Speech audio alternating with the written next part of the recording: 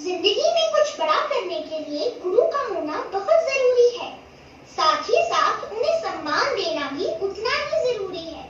तभी हमें ज्ञान की प्राप्ति हो सकती है। इसी पर आधारित एक कहानी सुनते हैं। एक बार की बात है, एक राजा को पढ़ने लिखने का बहुत शौक था। एक दिन राजा ने अपने मंत्री से कहा, मुझे और अधिक शिक्षा ग्रहण करनी है, गुरु का इंतजाम किया जाए। फिर क्या था, राजा को पढ़ाने के लिए नगर के सबसे अच्छे गुरु को बुलाया गया।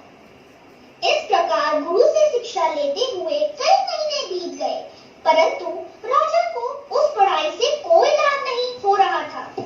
राजा बहुत दुखी था। गुरु की योग्यता पर भी सवाल नहीं उठा सकता था, क्योंकि वे अपने शिक्षा के लिए पूरे नगर में प्रसिद्ध थे। राजा ने अपनी व्यथा रानी को बताई। रानी, मैं बहुत दुखी हूँ, असमंजस की स्थिति है मेरी। क्या हुआ महाराज? किस बात का दुख है आपको? कृपया मुझे बताएं।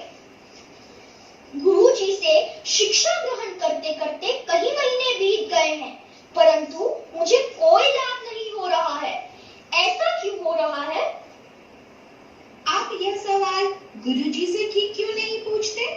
वही आपका मार्गदर्शन करेंगे। हाँ, यही सही रहेगा।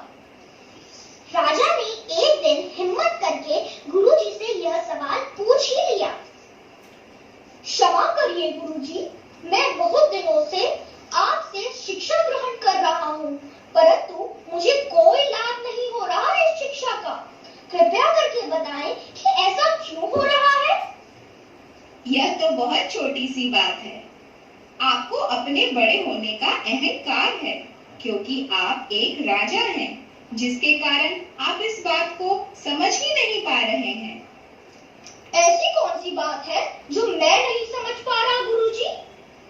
हे राजन, आप मुझसे हर प्रकार से बड़े हैं, लेकिन यहाँ पर आपका मेरा रिश्ता गुरु और शिष्य का है।